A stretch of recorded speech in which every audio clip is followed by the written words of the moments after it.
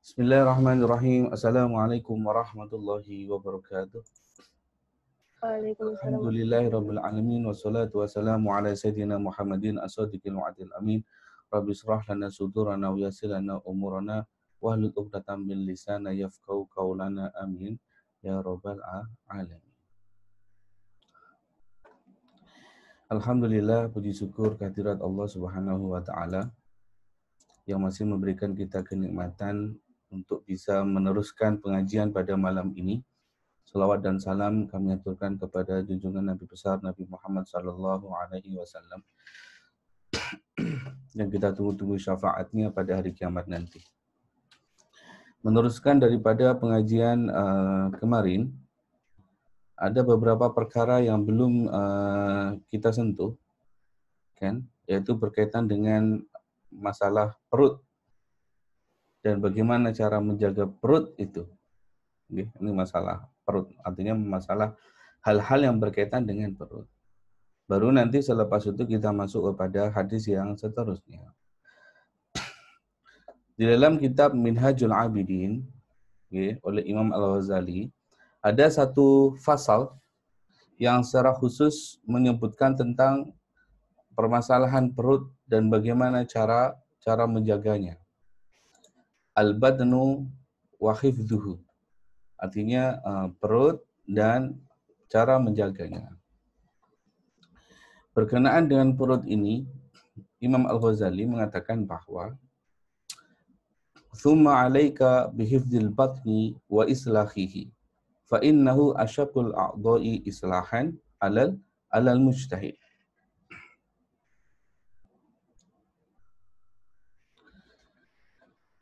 Wa aktsaruha mu'natan wa syughlan.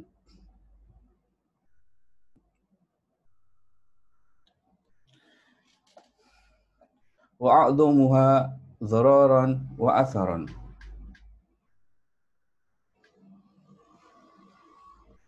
Li'annahu al-manba' wal ma'dan. Wa minhu tuhayyijul umuri fil a'dha' min quwwatin wa dha'fin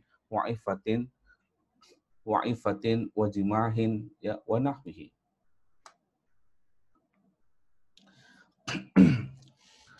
Jadi Imam Ghazali berkaitan dengan masalah perut ini mengatakan bahwa kita ini seharusnya sadar bahwa perut perlu kita jaga. Ya, menjaga perut dan memperbaikinya. Bukan hanya kesehatan secara fisikal saja, tapi juga bagaimana perut itu dijaga. Artinya dari segi pemakanan. Kenapa Imam Al-Ghazali mengetengahkan perkara masalah perut ini dalam satu pasal tersendiri? Dia mengatakan bahwa fa'innahu asyaqul a'dha islahan 'alal mujtahid. Jadi perut ini merupakan salah satu bagian anggota tubuh yang sangat sukar ya untuk diperbaiki. Jadi perut itu merupakan salah satu bagian daripada anggota tubuh yang sangat sukar untuk diperbaiki. Wa aktsaruha mu'natan wa syahlan. Dan perut ini adalah salah satu bagian anggota tubuh yang paling banyak bekerja, yang sibuk. Wa a'dhamuha dhararan wa atharan. Artinya dalam perut ini juga paling besar bahaya dan efek yang ditimbulkan daripada perut tersebut, akibat dari perut. Kenapa? Li'annahu al-manba' wal ma'dan. Karena karena perut tersebut merupakan sumber. Wa minhu tuhayyijul umura fil a'dha'. Dan dari perut tersebutlah akan mengalirkan beberapa perkara-perkara yang memberikan impak kepada anggota badan seperti kekuatan. Ya, perut itu bisa memberikan satu kekuatan, wa dha'fin dan kelemahan. Wa dha'fin dan kelemahan. Oleh karena perut ini merupakan salah satu unsur yang terpenting di dalam anggota tubuh kita yang sukar untuk diperbaiki. Sukar ini bermakna bukannya tidak mungkin. Sukar ini mungkin, tapi perlu usaha yang keras. Dan dari perut tersebutlah maka digerakkanlah semua anggota tubuh kita, boleh menggerakkan atau boleh melemahkan. Oleh kerana itu, maka Imam Al-Ghazali dalam perkara ini, fa'alaika idan bisiyanatihi anil haram wa syubha awalan. Jadi pertama yang berkenaan dengan perut ini, yang pertama yang perlu dijaga adalah perkara-perkara daripada haram dan perkara yang syubhat dulu.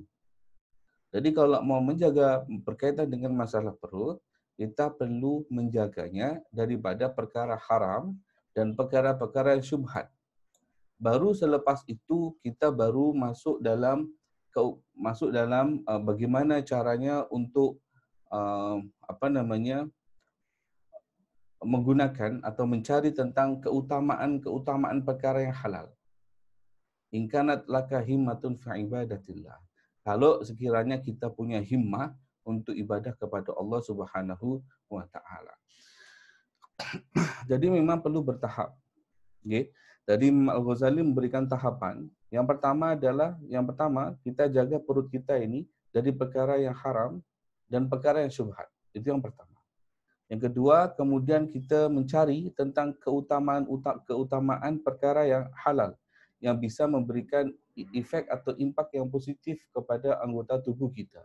Seperti yang semalam kita nyatakan bahawa sebab kerana pemakanan, ya, walaupun sebab-sebab doa itu sudah wujud semua, tapi rupanya doa itu boleh tidak dikabulkan karena sebab pemakanan tersebut. Rasulullah mengatakan fa anna yustajabu dzalika. Bagaimana mungkin doanya orang itu dikabulkan? Walaupun sebab-sebab doa itu ada, seperti musafir, ya, kemudian mengangkat tangan, menyebut kata ya Rabb, sampai ada yang 4 kali, gitu. Nah, tapi sumber makanannya haram, dicari dengan cara yang haram, ya. Jadi doanya itu bagaimana mungkin boleh diijabahi. Oleh karena itu, maka hari ini memang sengaja saya mengaji tentang permasalahan perut dan bagaimana cara memperbaikinya menurut pandangan Imam Al-Ghazali. Jadi seolah lagi, tahapan yang pertama dalam memperbaiki masalah perut adalah kita menjaganya dari perkara-perkara yang haram. Kemudian perkara-perkara yang syubhat, seperti yang saya nyatakan, perkara syubhat ini adalah perkara-perkara yang tidak diketahui kehalalan atau keharamannya. Masih diragukan. Apakah dia halal ataukah dia haram. Karena ada percanggahan atau perbezaan pandangan berkaitan dengan perkara tersebut. Kemudian selepas itu baru kita masuk tahap seterusnya, yaitu mencari tentang keutamaan perkara halal. Ya, dengan tujuan kita himmah, ada keinginan untuk beribadah kepada Allah Subhanahu wa taala. Imam Al-Ghazali kemudian menyebutkan dalam kitab Minhajul Abidin, dia mengatakan bahawa kenapa kita mesti menjaga perut kita daripada perkara yang haram dan perkara yang syubhat. Imam Ghazali menyebutkan 3 perkara. Kepentingan kita menjaga perkara haram dan syubhat. Fa innama yalzamuka al-bahsu anhuma li salasati umurin. Yang pertama adalah hadran min nari jahannam. Ya, berhati-hati atau menjauhkan diri kita daripada api neraka. Karena Allah Subhanahu wa taala dalam Al-Quran mengatakan innal ladina ya'kuluna amwalal yatama dzulman innama ya'kuluna fi butunihim nara wa sayaslawna sa'ira. Sesungguhnya orang-orang yang memakan harta orang yatim secara zalim, sesungguhnya ia memakan fi butunihim, dalam perut mereka itu adalah api. Wa sayaslawna sa'ira, dan akhirnya mereka akan masuk ke dalam neraka. Bermakna kepentingan menjaga daripada pemakanan yang haram dan pemakanan yang syubhat, yang pertama adalah tidak lain untuk mengelakkan diri kita daripada api neraka. Kerana Allah sendiri mengatakan orang yang zalim memakan harta anak yatim tanpa kebenaran, sesungguhnya yang dia makan itu adalah api. Wa sayaslawna sa'ira. Wa qala Nabi sallallahu alaihi wasallam. Nabi sallallahu alaihi wasallam menghentikan, kullu lahmin nabata min sukhtin fannaru aula bihi. kullu lahmin, setiap daging ya, nabata min suhtin, yang tumbuh daripada benda-benda yang haram, fannaru aula bihi, maka api itu fannaru aula bihi, maka api itu akan lebih cepat untuk menyambarnya. Artinya makanan-makanan yang daging ya, daging dalam tubuh diri manusia ini, kalau kan makanan kita kan diproses dalam tubuh kan, sehingga menjadikan tubuh manusia itu berkembang, ya, tambah gemuk, tambah sehat, ya, berat badannya tambah naik, kan bertambah dagingnya. Tapi kalau daging-daging itu bersumber daripada daripada benda yang haram, fannaru aula bihi, bermana api neraka itu akan senang untuk menyambarnya, untuk membakarnya. Nah, ini daripada dua dalil ini, Imam Ghazali ingin menunjukkan kepada kita, berhati-hatilah tentang pemakanan yang haram. Karena kalau sudah masuk dalam perut kita, itu akan membahayakan diri kita. Yang kedua, Imam Ghazali mengatakan bahwa anna akilal harami wa syubhati matrudun la yuwafiqu lil ibadah. Orang yang pemakan akilal haram ini orang yang pemakan. Orang yang pemakan barang-barang yang haram dan barang-barang yang syubhat, matrudun la yuwafiqu lil ibadah, dia tidak akan mendapatkan taufik untuk beribadah kepada Allah Subhanahu wa taala. Kenapa? Idla yasluhu li khidmatillahi taala illa kulli tahirin mutahhir. Karena tidak layak ya untuk berkhidmah kepada Allah Subhanahu wa taala kecuali bersumber daripada barang yang suci dan mensucikan. Tahir mutahhir. Tahir suci, mutahhirun, dan mensucikan. Itu yang kedua. Jadi yang pertama tadi kan takut akan api neraka. Yang kedua adalah pemakan harta yang haram ini dan pemakan yang syubhat ini matrud. Matrud ini ya tertolak. La yuwafiqu lil ibadah, tidak akan mendapatkan taufik dalam beribadah. Karena memang tidak layak untuk berkhidmah kepada Allah Subhanahu wa taala kecuali daripada barang yang suci dan mensucikan. Itulah alasan kenapa kita perlu menjaga diri kita daripada makan makanan yang haram. Baik haram secara ainiah, ain dia, zatiah, atau haram daripada cara memperolehinya. Begitu nggih?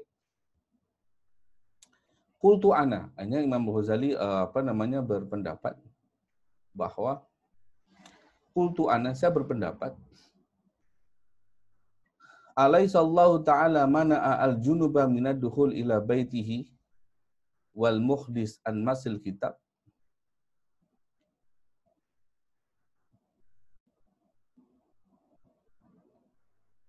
Alaisallahu ta'ala qad mana'a al-junuba minad dukhuli ila baitihi wal muhdis an masil kitab. Mengomentari daripada alasan kedua ini, Imam Ghazali mengatakan, bukankah Allah Subhanahu wa taala itu melarang orang yang junub untuk masuk ke dalam baitihi, artinya baitullah, artinya masjid ya. Wal muhdis an masil kitab, dan orang berhadas itu untuk menyentuh Al-Qur'an. Qala azza man qail wala junuban illa abiri sabilin hatta tahtasilu. Ini dalil berkaitan dengan larangan orang yang junub untuk masuk masjid. Wa qala Allah Ta'ala la yamussuhu ilal mutahharun. Tidak boleh menyentuh Al-Quran kecuali orang-orang yang suci. Ya. Kalau perkara junub dan perkara hadas itu adalah perkara yang mubah, amrun mubahun. Ya, itu saja dilarang untuk masuk masjid, dilarang untuk memegang kitab Allah, apatah lagi orang yang tenggelam di dalam melakukan perkara haram. Melakukan perkara haram, sentiasa melakukan perkara syubhat. Okay? Jadi kita ambil pemahaman yang sebaliknya. Kalaulah junub dan muhdis, hadas itu adalah perkara yang mubah ya, boleh mubah lah, bukan perkara yang haram pun. Itu saja Allah Subhanahu wa taala larang untuk datang masuk dalam masjid dan menyentuh kitab Al-Qur'an, apatah lagi orang yang memakan makanan haram beribadah kepada Allah Subhanahu wa taala. Maka oleh karena itu Imam Al-Ghazali mengatakan pemakan makanan haram dan orang yang setia mendawamkan perkara syubhat, maka memang dia tidak akan mendapatkan taufik untuk beribadah, karena memang tidak layak berkhidmah kepada Allah kecuali dengan perkara yang suci dan bersih. Waqala Yahya bin Mu'adz Ar-Razi rahimahullah, at-ta'at mahzunatun fi khuzainillah wa miftahuha ad-du'a wa asnanuhu al-halal. Fa idza lam yakun lil miftahi asnan fala yanfatihul babu. Wa idza lam yanfatihul babul khazana kaifa yusalu ila ma fiha minat ta'at. Oleh karena itu Yahya bin Mu'adz Ar-Razi rahimahullah beliau mengatakan at-ta'atu, dia mengatakan tidak boleh.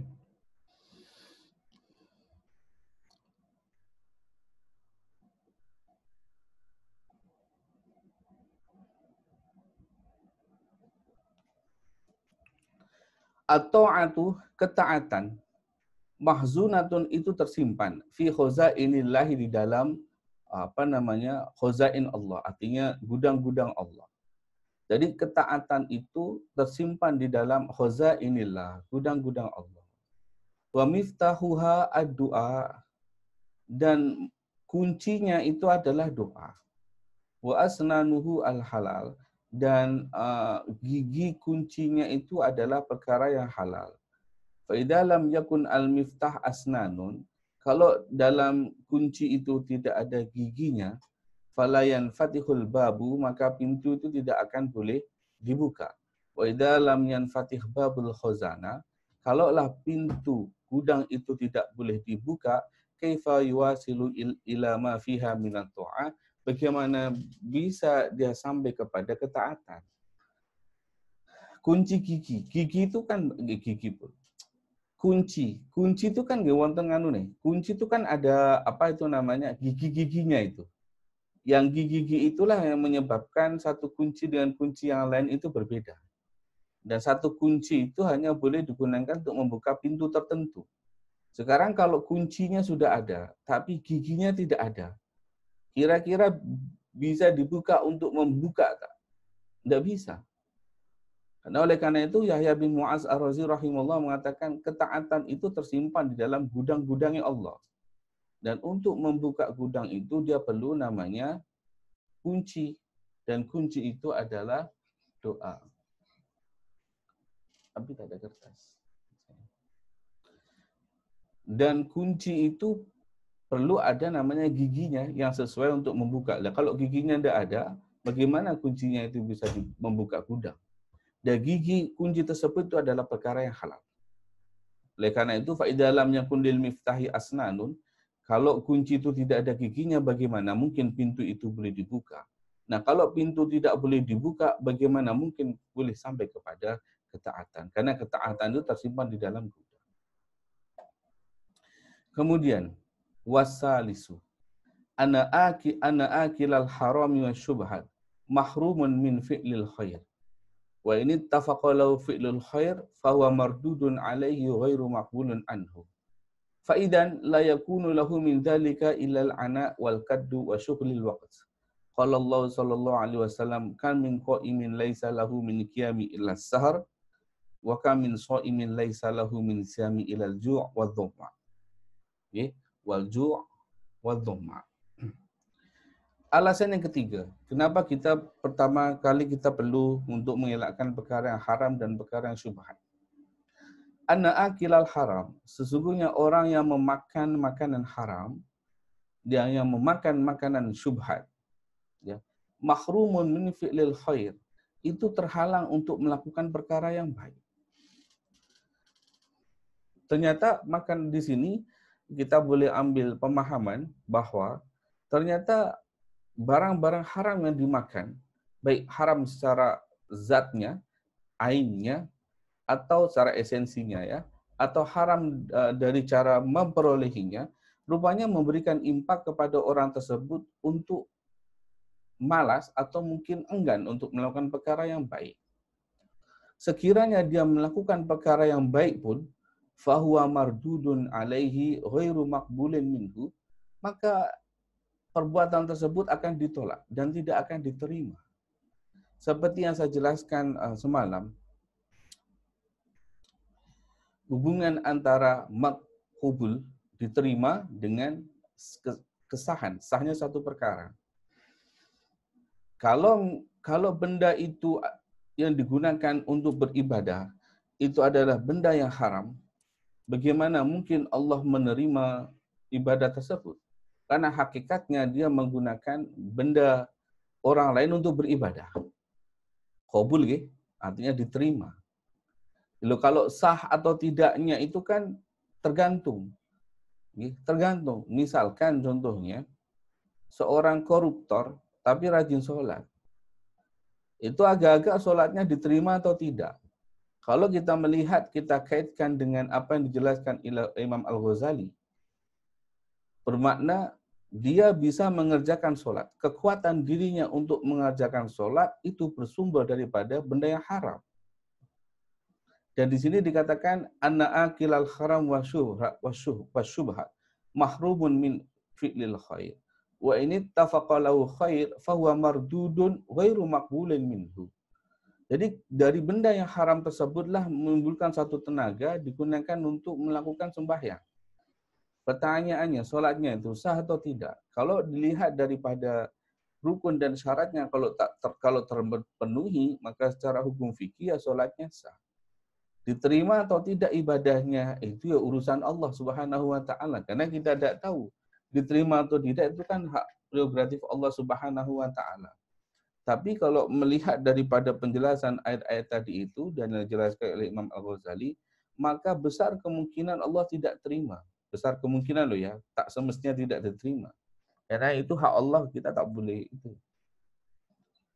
Mardudun alaihi wa maqbul, karena dia melakukan ketaatan bersumber daripada benda-benda yang haram.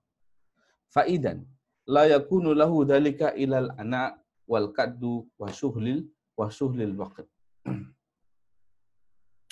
Oleh karena itu maka dia tidak akan memperolehi apa-apa kecuali hanya menghabiskan waktu, dia hanya kepenatan saja, kecapean saja, dan tidak akan mendapatkan apa-apa. Oleh karena itu maka Rasulullah Shallallahu Alaihi Wasallam mengatakan, kam min qaimin laisa lahu min qiyami ila sahar, wa kam min shaimin laisa lahu min siyamihi ila al-ju' wadh-dham'u. Jadi banyak orang yang qiyamul lail, menghidupkan waktu malam, tapi yang dia peroleh hanya syahar. Syahar itu artinya ya menghabiskan waktu malam saja. Wa kam min shaimin laisa min siyamihi ila al-ju'. Dan banyak orang yang berpuasa yang dia tidak memperolehi apa-apa kecuali hanya lapar saja. Lapar saja. Oleh karena itu maka kita perlulah menjaga diri kita daripada perkara-perkara yang haram. Wa an Ibnu Abbas radhiyallahu anhu maqala, Ibnu Abbas meriwayatkan, la yaqbalullahu sholata mri'in ya wa fi jawfi haram. Allah tidak menerima solatnya seseorang sedangkan di dalaman dia ini terdapat benda haram. Terdapat benda haram. Allah tidak menerima solatnya seseorang tersebut sekiranya di dalam dirinya tersebut ada benda-benda yang haram. Oleh karena itu kita perlu menjaga diri kita daripada memakan barang-barang yang bukan hak kita. Wa amma fudulil halal,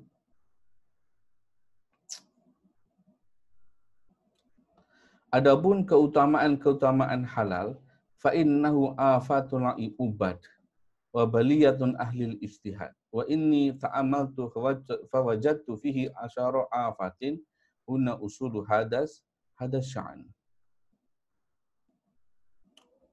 Sedangkan memakan makanan secara berlebihan, faham ya? Fudulul halal ini maksudnya memakan makanan secara berlebihan. Fudulul halal ini artinya memakan makanan secara berlebihan. Fa innahu afatul ubad, itu penyakitnya apa? Ahli ibadah. Wa baliyatu alil ijtihad, dan balak bagi orang yang yang ijtihad. Jadi dalam perkara perut ini, kalau tadi saya nyatakan, saya revisi ya, yang pertama tadi itu berkaitan dengan perut, maka Imam Ghazali menerangkan dua perkara. Yang pertama perkara haram dan syubhat, yang kedua adalah perkara-perkara yang berkaitan dengan fudulil halal, artinya kelebihan makanan perkara yang halal. Berlebihan dalam makanan, walaupun makanan itu makanan yang halal. Okay? Nah, dalam fudulul halal, berlebihan memakan makanan secara halal, itu pun memberikan efek yang tidak baik. Wa inni ta'amaltu fawajadtu fi asyara afatin, dan Imam Ghazali ini memikirkan, kemudian menyimpulkan, mendapatkan, memperolehi ada 10 perkara yang disebabkan karena makanan yang berlebihan. Ada 10. Dia perkara halal loh. Tapi perkara halal itu kalau berlebihan pun memberikan efek yang negatif. Imam Al-Ghazali menyebutkan 10 perkara yang disebabkan karena berlebihan memakan, berlebihan pemakanan. Ini makanan halal. Kalau makanan haram sudah tentu ada 3 perkara tadi yang dinyatakan. Makanan halal pun berlebihan pun juga tidak bagus.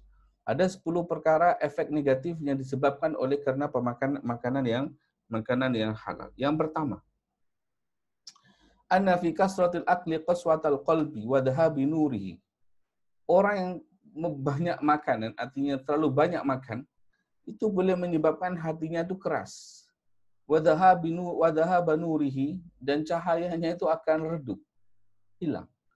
Diriwayatkan daripada Nabi SAW, la tumitul quluba bi kasratit tu'am wasyarab. Fa innal qalba yamutu kazzar' idza kasura 'alaihi al-ma. Kalau saya boleh umpamakan, jenengan ini kalau mau tanam tanaman, dan kita tahu tanaman itu boleh berkembang, salah satunya unsur utamanya itu adalah air, gitu? Air. Jadi kalau tanaman itu dikasih air yang secukupnya, sesuai dengan takarannya, maka tanaman itu akan bertumbuh dengan sehat dan akan membesar dengan cepat. Tapi Anda bayangkan, kalau tanaman itu jenengan kasih air yang terlalu banyak, apa yang terjadi? Apa yang terjadi? Ya tanaman itu akan mati. Seperti halnya kalau padi itu kebanjiran kan? Kebanjiran 3 hari 3 malam, kelelep, ya pada akhirnya pun akan rusak, gagal panen. Begitu juga dengan hati. Begitu juga dengan hati. Berlebihan dalam makanan halal pun, itu boleh menyebabkan hati itu menjadi keras dan cahayanya hilang. Kalau hati keras, hati mati, ya, hati keras dan hati mati. Rasulullah mengatakan, la tumitul quluba bi kasrati ta'am. Janganlah engkau matikan hati-hatimu dengan banyak makan, wasyarabi, dan minuman. Kenapa? Fa innal qalba yamutu. Hati itu bisa mati. Rasulullah memberikan contoh kazar'i idza kathura 'alaihil ma. Seperti tanam-tanaman yang disiram dengan air yang terlampau banyak, pun boleh mati juga tanaman-tanaman tersebut. Oke, sebab buruk berlebihan dalam pemakanan yang pertama boleh menjadikan hati kita menjadi keras. Ya, sebagaimana yang dinyatakan oleh Imam Al-Ghazali dan disokong dengan hadis yang dibacakan tadi itu.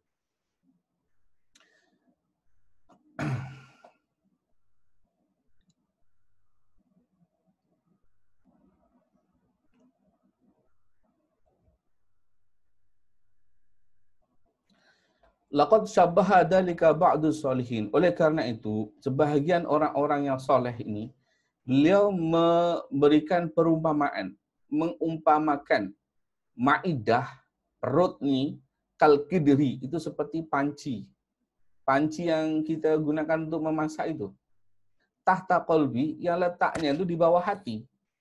Jadi perut ini kan letaknya di bawah hati. Jadi orang-orang soleh ini mengibaratkan perut ini seperti panci, kuali, yang letaknya di bawah hati. Kalau dia sering berlebihan dalam makanan, taghli, dia akan akan mendidih. Ya kalau kita masak itu kan pasti mendidih. Wal bukharu yartafi'u ilaihi, dan asapnya ini akan mengepul naik ke atas. Faqasratul bukhari taqdiruhu atas khamuhu. Dan kepulan asap daripada kuali tersebut akan menjadikan hati itu menjadi kotor dan akan menjadikan hati itu menjadi hitam. Kan jenengan biasa kalau jenengan masak itu kan mendidih air, di atasnya itu jenengan ada kayu atau apalah gitu ya. Kalau asapnya naik terus kan lama-lama atasnya itu kan kotor. Dan lama-lama pun juga akan menjadi hitam. Jadi orang-orang soleh itu mengibaratkan perut itu seperti panci, kuali. Kalau banyak digunakan, makan berlebih-lebihan, dia akan mengeluarkan asap, mengepul mengenai hati dan menyebabkan hati itu menjadi kotor dan menjadi hitam. Yang kedua, akibat daripada makanan yang berlebihan.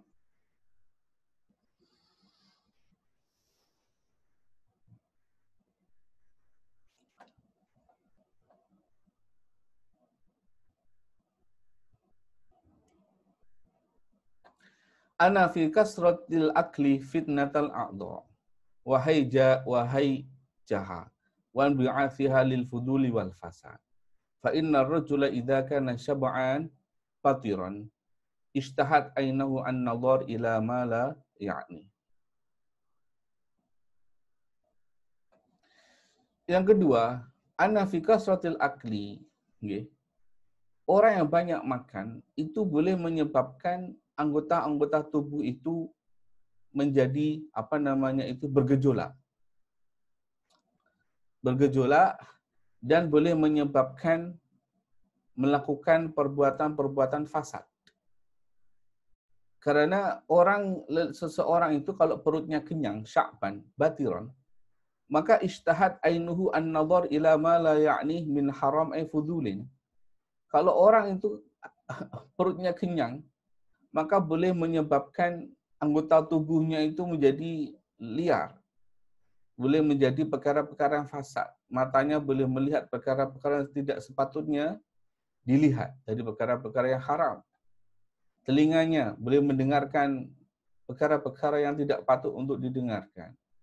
Walisan at-takalluma bihi. Lisan dia akan berbicara perkara-perkara yang tak sepatutnya untuk dibicarakan. Dawal farju asyahwatu lahu, dan kemaluannya pun syahwatnya akan naik, akan tinggi.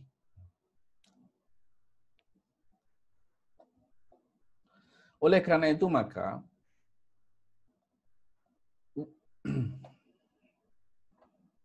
seseorang ini kalau dia lapar, fatakunul a'dha kullaha sakinah hadi'ah, maka seluruh anggota tubuhnya itu akan dalam keadaan tenang, dia akan dalam keadaan yang dia akan ada dalam keadaan yang tenang, sakinah hadi'ah, tenang. Orang itu kalau lapar, la tatmahu ila syai'in minha wa la tanshutu laha, maka dia akan tidak banyak keinginan yang timbul daripadanya karena dalam keadaan lapar. Oleh karena itu, walaqad qala Ustaz Abu Ja'far rahimallahu taala, innal batna adbun in ja'a huwa syaba'a sairul a'dha, yakni taskunu fala tutalibuka bi syai'in wa in syaba'a huwa ja'a sairul a'dha. Oleh karena itu maka Ustaz Abu Ja'far rahimallahu taala mengatakan, innal batna adbun, dalam perut ini ada satu anggota. Kalau dia lapar, maka boleh menyebabkan seluruh anggota tubuhnya itu kenyang. Tapi kalau dia kenyang, boleh menyebabkan seluruh anggotanya itu lapar. Maksudnya bagaimana? Di dalam perut itu ada satu adbun, ada satu bagian. Kalau dia ini kenyang, kalau dia ini lapar, maka boleh menyebabkan seluruh anggotanya itu kenyang. Maksudnya kenyang itu maka dia akan tenang dan tidak perlu apa-apa. Artinya tidak memerlukan apa-apa. Hadiah. Seluruh anggota tubuhnya pun akan merasa cukup, tenang. Tapi kalau dalam perut dia tuh kenyang, maka ja'a sairul adha, maka seluruh anggota tubuhnya itu macam kekenyangan, seperti telinga mata tadi itu, mencari-cari tentang perkara-perkara yang tak patut untuk dilihat. Telinga dia mencari-cari berita-berita yang tak sepatutnya dia dengarkan. Lisan suka gosip, menghibah dan seterusnya. Kemaluan, syahwat dia terlampiaskan kepada benda-benda yang tidak baik. Jadi begitu, okay? Jadi yang kedua adalah bahwa banyak makan itu boleh memberikan fitnah kepada seluruh anggota tubuh. Oleh karena itu, kalau perut kita kenyang, maka seluruh anggota tubuh kita akan menjadi lapar. Lapar ini maksudnya mencari-cari sesuatu. Tapi kalau perut kita ini lapar, maka seluruh anggota ini dah kenyang, cukup. Dia akan tenang, sakinah, hadiah, tenang, cukup. Memang seperti kita ini dalam keadaan puasa. Kalau kita dalam keadaan puasa kan anggota tubuh kita ini kan tenang, tentram. Mata kita pun tak jelalatan, lihat sana lihat sini, melihat benda yang haram. Mulut kita pun cakap seperlunya, kan, dan seterusnya. Syahwatnya bisa terkawal. Oleh karena itu maka salah satu anjuran bagi seorang lelaki yang tidak mampu untuk menikah, digalakkan untuk berpuasa, kan, untuk menahan syahwatnya. Kemudian yang ketiga, wasalisatu. Anna fi kasratil akli qillatal fahmi wal ilm. Orang yang banyak makannya itu boleh menyebabkan dangkal pemahamannya, wal ilm, dan pengetahuan dia. Orang itu kalau banyak makan, maka bahasa ni dedel. Dedel itu qillatul fahmi. Orang faham. Sempit, penyempit akalnya itu sempit, tidak bisa memahami sesuatu dengan cepat. Dan ilmu pengetahuan, susah untuk memahami suatu ilmu. Itu salah satu sebabnya karena banyak makan. Oleh karena itu kalau orang-orang soleh zaman dulu kan dia banyak tirakat, gitu, banyak tirakat, makan pun secukupnya, kadang nyireh, gitu. Karena mereka ingin mencari agar boleh memberikan impak yang positif kepada seluruh anggota tubuhnya. Fa'innal bid'ata tadhhabu al fitnah. Fa'innal bid'a tadhhabu lil fitnah. Karena dari perut itu bisa menghilangkan kecerdasan. Walaqad sadaqa ad-Darani rahimallahu haitsu qala idza aradta hajatan min hawaijid dunya wal akhirah fala taqul hatta taqdiha fa innal akal yughayyirul aqla. Oleh karena itu maka ad-Darani rahimahullah mengatakan kalau kita menginginkan suatu keperluan daripada keperluan dunia dan keperluan akhirat, fala taqul hatta taqdiha, maka kita jangan makan sampai kita ini dapat menunaikannya.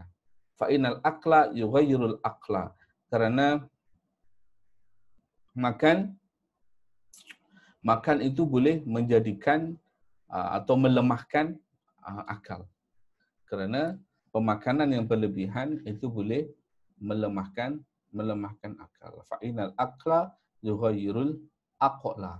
Yang pertama pakai hamzah, yang kedua pakai ain. Aqla itu makan, kalau aqla itu adalah akal. Nggih, nonton nggih. Hada amrun dhahirun alimahu man ikhtabarahu. Ini perkara yang nyata dan banyak dialami oleh orang yang mengalaminya. Kemudian yang keempat. Tadi dah ketiga, sekarang keempat. Ar-rabi'atu anna fi kasratil akli qillatal ibadah. Li'annahu idza aksara al-insanul akla faqula badanuhu, kemudian wa ghalabathu 'ainahu wa fatarat a'dha'uhu fala yaji'u minhu syai'un illa an-nauma kal jifata al-muqati. Walaqad qila idza kunta batinan fa'udda nafsaka zaminan.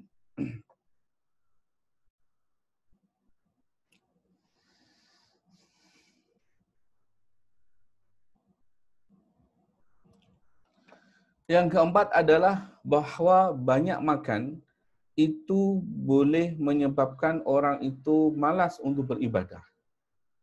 Kekenyangan banyak makan menyebabkan orang itu malas dalam beribadah. Karena kalau orang itu banyak makan, maka badannya akan menjadi berat. Matanya pun menjadi berat. Anggota tubuhnya pun menjadi berat. Maka yang efek yang ditimbulkan adalah fala yaji'u minhu syai'un illan naum. Maka yang efek yang ditimbulkan itu adalah rasa mengantuk, ingin tidur. Maka ada orang mengatakan idza kunta batinan fa'ud nafsaka zaminan. Kalau kalian itu kenyang, maka seolah-olah Anda ini lumpuh. Kekenyangan seolah-olah menjadikan Anda lumpuh. Lumpuh ini anggota tubuh kita ini seperti tidak berdaya untuk melakukan sesuatu. Jenengan bisa rasakan kalau misalkan dalam puasa Ramadan ini jenengan buka puasa dengan secara berlebih-lebihan. Kemudian setelah itu menunaikan ibadah tarawih.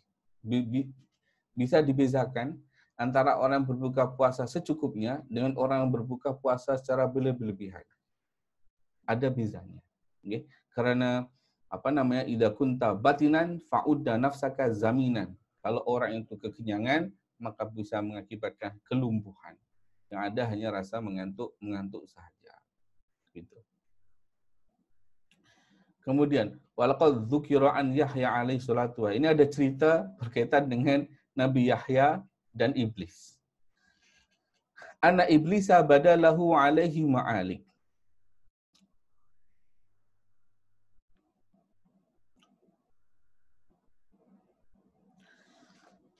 Suatu ketika iblis,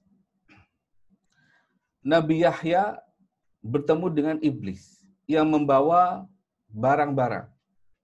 Jadi dia bertemu Nabi Yahya, bertemu iblis yang sedang membawa beberapa barang, ma'alik. Faqala lahu Yahya, kemudian Nabi Yahya berkata, "Ma hadhihi?" Itu apa iblis? Okay. Iblis menjawab, "Hadi asyahwat allati usidu biha bani Adam." Iblis itu mengatakan,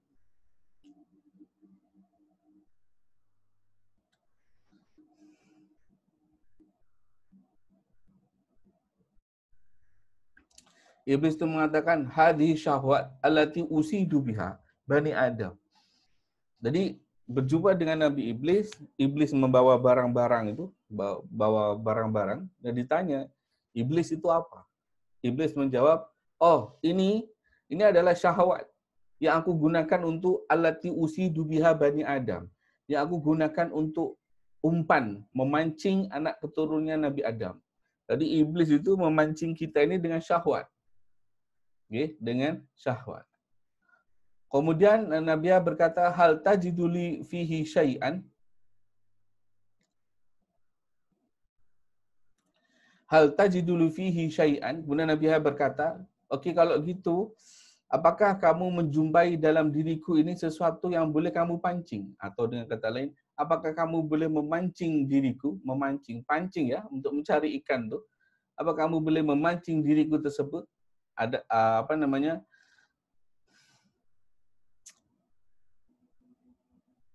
Dia mengatakan, adakah ada dalam diriku ini yang boleh kamu pancing? Artinya syahwat yang iblis punya itu, ya, Nabi Yahya mengatakan, adakah ada dalam diriku sesuatu yang boleh kamu pancing? Kemudian iblis mengatakan, la, tidak. Illa innaka syafi'ta dzata lailatin fataqalnaka 'anis shalah. Tidak ada. Kecuali satu malam saja. Pada masa tersebut, Anda kenyang dan menjadikan Anda merasa berat untuk mengerjakan sholat. Kemudian Nabi Yahya mengatakan, faqala Yahya alaihi salatu wassalam, la jarama anni la ashba'u.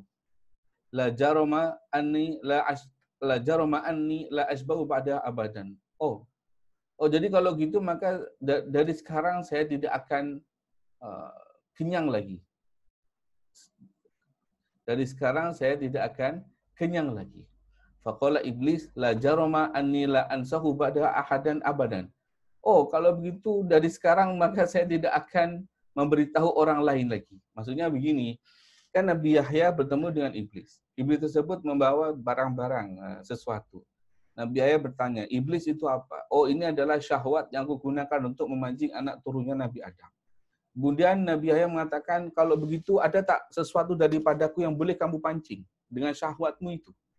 Kemudian iblis mengatakan tidak ada, kecuali satu malam saja. Pada masa tersebut Anda kenyang sehingga menyebabkan Anda berat untuk mengerjakan sholat. Nabi Yahya berpikir, oke, kalau begitu dari sekarang saya tidak akan kenyang lagi. Merasa mendapatkan jawaban seperti itu, artinya iblis ini seperti gelo, merasa gelo itu apa ya? Merasa apa gelo nih? Merasa nggih, apa tadi? Merasa getun. Memberitahu Nabi Yahya seperti itu, maka iblis pun mengatakan bahwa oh, kalau begitu maka saya tidak akan membagi tahu orang lain lah pasal benda ini. Sebab selepas iblis memberitahu Nabi Yahya tidak azam untuk tidak kenyang lagi sehingga tidak memberatkan dia untuk mengerjakan sholat. Kemudian Imam Al-Ghazali mengatakan, "Fahadi fi man lam yashba' fi umri ila lailatan wahidah. Fa kaifa biman la yaj'u fi umrihi lailatan wahidah."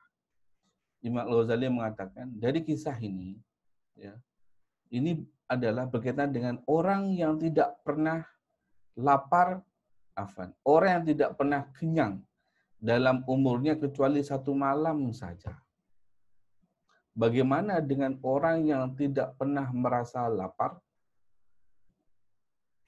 di dalam umurnya kecuali satu malam saja? Maksudnya, kalau Nabi Yahya ini tidak pernah merasa kenyang kecuali satu malam saja, ya, iblis itu boleh seperti itu. Apatah lagi dengan orang yang tidak pernah merasa kenyang dalam umurnya satu malam. Bagaimana dengan orang yang tidak pernah merasa lapar kecuali satu malam saja? Bermakna bagaimana dengan kita ini yang selalu dalam keadaan kenyang dalam umur-umur kita dan tidak pernah merasa lapar kecuali satu malam saja? Tentulah boleh diambil kesimpulan daripada sini, iblis akan senang untuk menggoda kita dengan syahwat-syahwat yang dibawanya tersebut. Lah inilah bahaya-bahaya yang berkaitan dengan makan yang berlebihan. Wa qala Sufyan rahimahullahu taala, al-ibadah khirfah wa hanutuha al-khalwah wa alatuha al-maja'ah.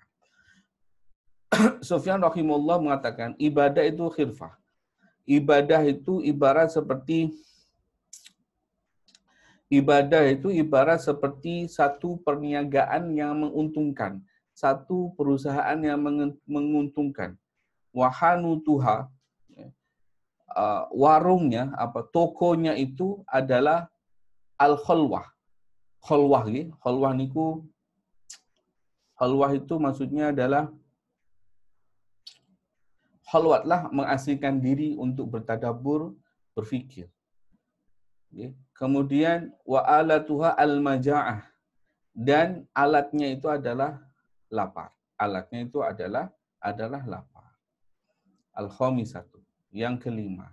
Jadi ya, memang yang disebutkan oleh Imam Al-Ghazali dalam 5 perkara ini memang ini adalah perkara-perkara yang disarankan. Jadi kita boleh ambil kira dan kita boleh lakukan mana dulu secara bertahap. Mungkin kita tidak bisa lakukan kesemuanya, tapi paling tidak kita tahu akibat daripada makanan yang berlebihan sehingga kita boleh memperbaikinya secara bertahap. Kita buat tahapan yang 1, 2, 3 dan seterusnya. Kemudian seterusnya, ana fi kasratil akli fukidah halawatil ibadah. Orang terlalu banyak makan itu boleh menghilangkan manisnya ibadah. Qala Abu Bakar As-Siddiq radhiyallahu anhu, ma syabi'tu mudu aslamtu. La ajida halawatal ibadata rabbi, wa ma rawaitu mudu aslamtu istiyaqan liqa'i rabbi.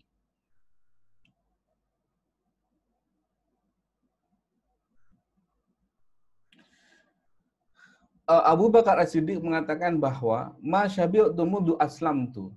Semenjak saya masuk Islam, bermula dari saya masuk Islam, saya tidak pernah kenyang. Untuk apa? La ajidu halawata ibadati rabbi, agar saya dapat memperolehi manisnya beribadah. Wa ma rawaitu mudu aslamtu, dan aku tidak pernah kebanyakan minum semenjak saya masuk Islam, istiyaqan ila liqa'i rabbi, karena kerinduanku kepada untuk berjumpa dengan Tuhanku. Nah, ini perkataan Abu Bakar As-Siddiq. Kemudian wahadi sifatul mukasyafi, ini sifatnya orang-orang yang mukasyaf ya. Wa kana Abu Bakar radhiyallahu anhu mukasyafan. Wa ilai asyara Nabi sallallahu alaihi wasallam ma faddalakum Abu Bakrin bi fadli saumin awis salatin wa inna ma huwa bi syai'in ya waqara fi sadrihi. Rasulullah Shallallahu Alaihi Wasallam pun mengikrar akan kelebihan Abu Bakar As-Siddiq. Dia mengatakan bahwa kalian semua ini tidak akan bisa melampaui keutamaan Abu Bakar As-Siddiq dengan puasamu atau dengan sholatmu, karena di dalam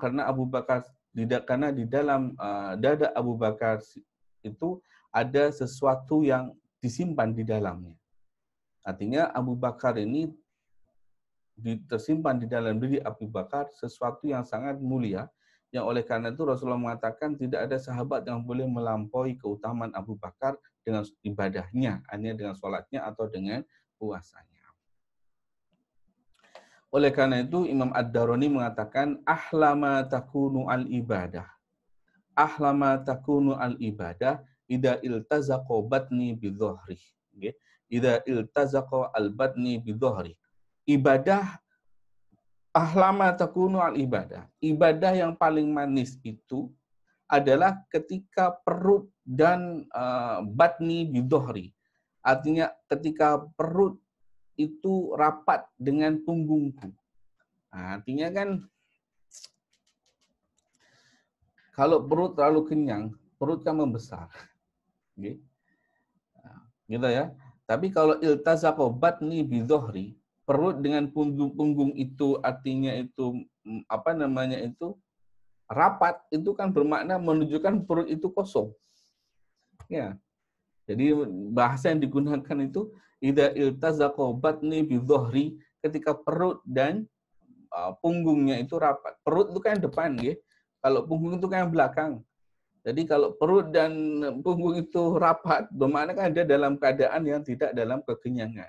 Pada masa itulah dia akan bisa merasakan nikmatnya beribadah kepada Allah Subhanahu wa taala. Yang mungkin kita boleh coba rasakan pada bulan Ramadan ini dan melakukan ibadah-ibadah.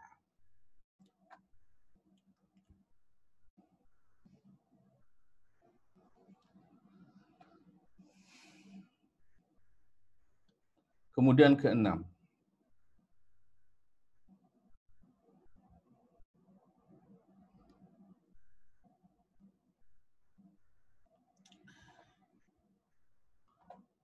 anna fihi hadral wuqu'i fi syubhati wal haram. Banyak makan, orang kalau terlalu banyak makan, tidak merasa cukup kenyang, maka dia akan mencari sesuatu yang lebih. Dan mencari sesuatu yang lebih dalam hal pemakanan ini, dikhawatirkan dia akan jatuh dalam perkara syubhah wal haram. Dalam perkara syubhah dan haram. Okay? Karena perkara yang halal itu sebetulnya dia akan mendatangkan kekuatan untuk diri kita. Tapi kalau terlalu berlebihan, maka itu akan menjadikan bahaya untuk diri kita. Oleh karena itu, maka Imam Ghazali mengatakan bahaya daripada makanan yang berlebihan, karena orang yang makan tidak cukup dengan pemakanan yang ada, dia akan mencari yang lain, dan itu dikhawatirkan dia boleh jatuh dalam perkara yang haram dan perkara yang syubhat. Ini yang keenam. Insyaallah yang ketujuh dan sampai ke-10 kita akan sambung minggu depan. Kita akan sambung besok insyaallah pada waktu yang sama. Banyak ini tentang riwayat dan asar para sahabat berkaitan dengan akibat daripada pemakanan. Begitu, nggih. Baik, saya cukupkan pengajian untuk hari ini. Insyaallah kita akan sambung besok ya pada waktu yang sama. Nah, selepas ini kita akan tutup dan kita akan lihat ada soalan atau tidak, kemudian kita akan jawab. Maka kita tutup dulu dengan bacaan tasbih kafarah dan surat wal asr. Bismillahirrahmanirrahim. Subhanakallah. Subhanaka Allahumma wa bihamdika asyhadu an la ilaha illa anta astaghfiruka wa atubu ilaik. Bismillahirrahmanirrahim. Insana lafi khusr illa allazina amanu wa amilus solihati wa tawasaw bil haqqi wa tawasaw bis sabr.